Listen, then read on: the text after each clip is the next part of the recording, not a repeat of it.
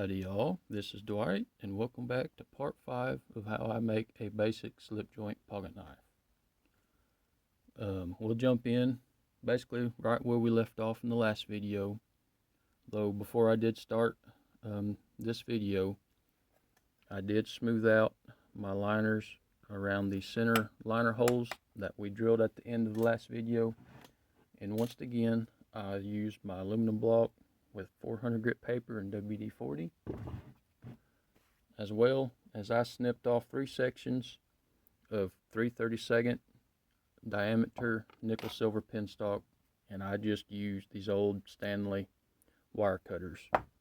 They have held up rather nicely, which I mainly used nickel silver and brass, so those are fairly soft metals, so I'm assuming that's why they've held up so well. But anyways, the next thing we're going to do is we're going to throw this together here real quick.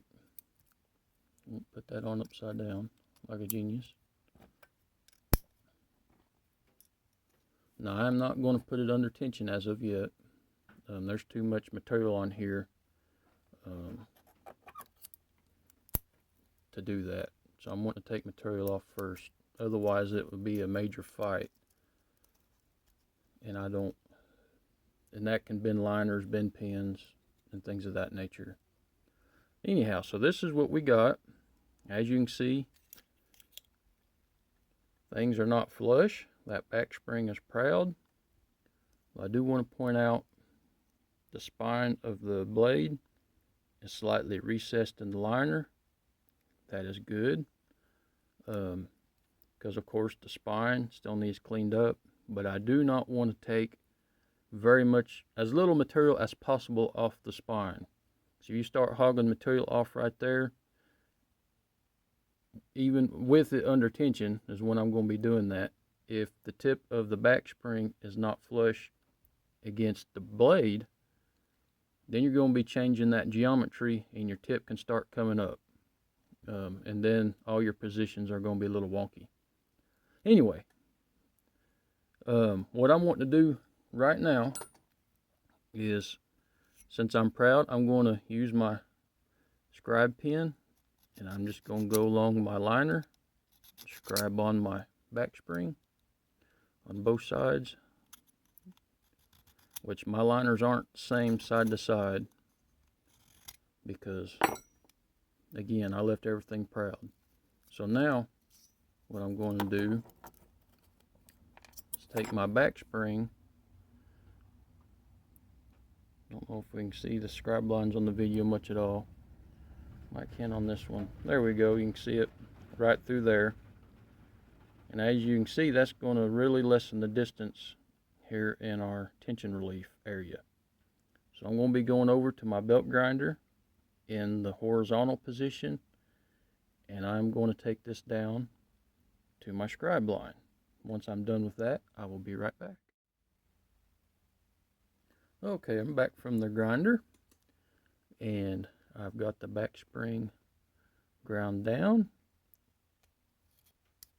and I can still catch my fingernail on it, which is good, but it is very close to the spine, which is great.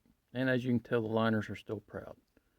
Another thing I went ahead and did is I took material off the butt end of the back spring, because like I've mentioned, I'm wanting a curved spine. I don't want a straight one. I'm wanting a curved one. So now my liners are really proud at the butt end, which is just fine. So the next thing I'm wanting to do is I'm going to take this liner right here off,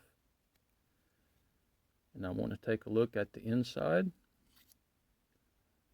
In the closed position, I'm looking at my tension relief right here.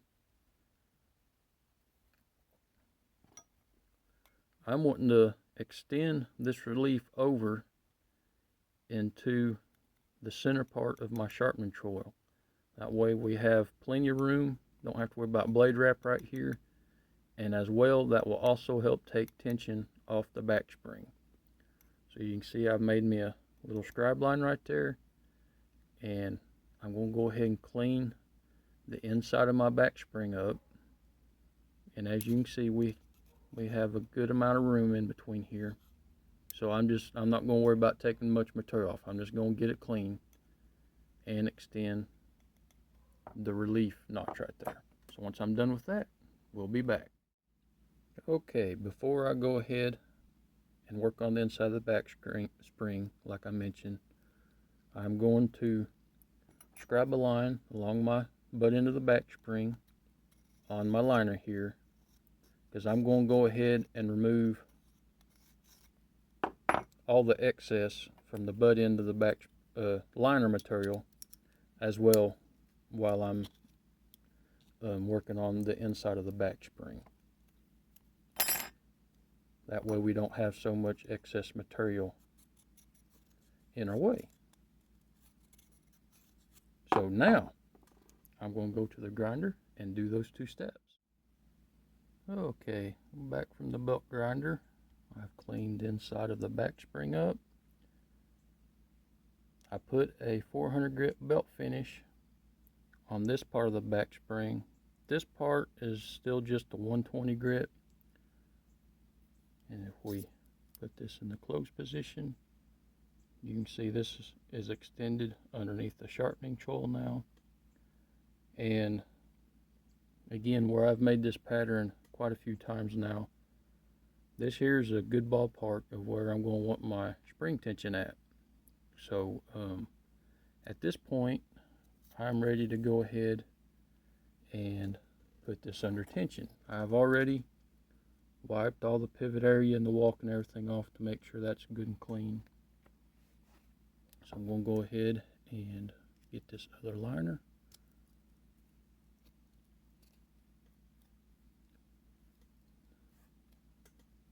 Okay, I'm going to set us up and I will show you how I put my pin in to put the knife under tension. Okay, as you can see, we're at my bench vise. I have a raggedy old piece of cardboard with some painter's tape around it. I put that on the inside of the liners, and I have an old piece of brass penstock, and I put it on the spine of the back spring. I put it in the vise like so, and then I gently squeeze it. I get my center pin. I have a light so I can look and see where the back spring is positioned in the hole. And when I see that it is getting lined up, I will start attempting to put the center back spring in. Okay, we got it started. And it just slid right in without any problems.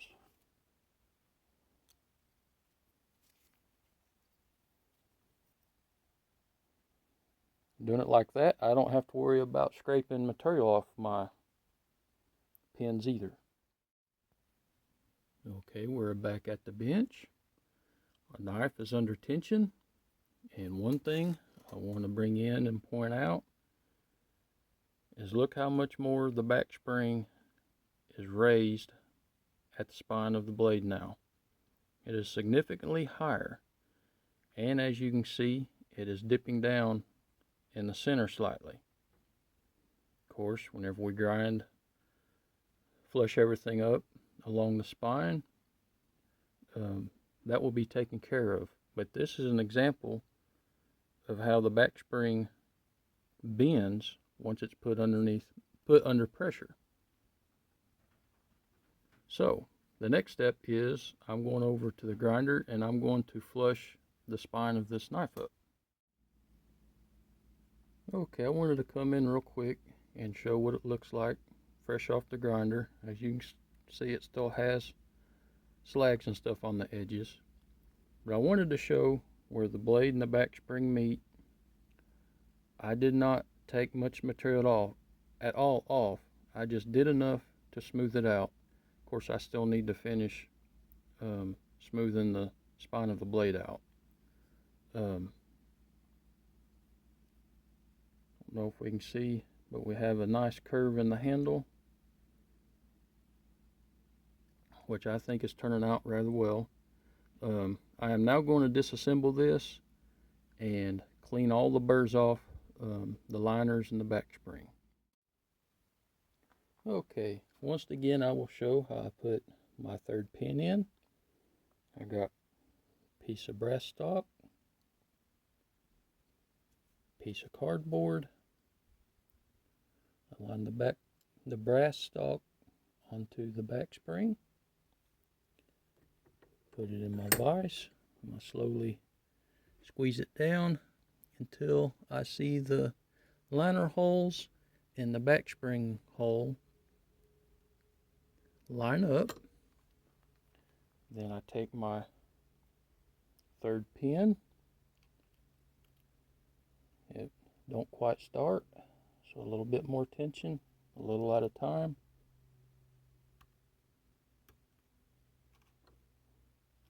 And it slides in and out just that easy.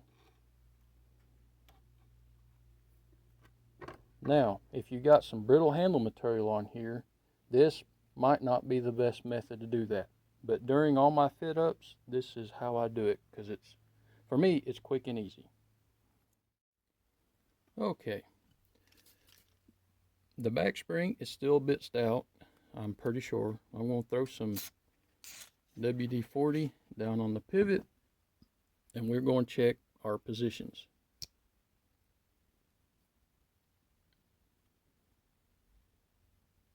That is really, really close. That is the tiniest bits of high. That will not take much at all. Let's try the closed.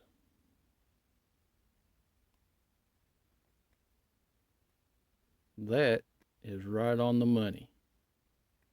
So I do not have to do anything in the closed position.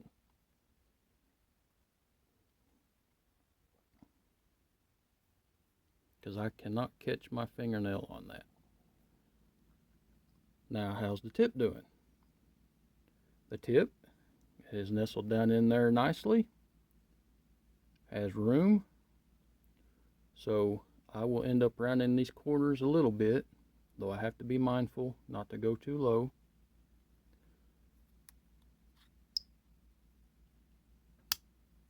Still heavy, but not too far off.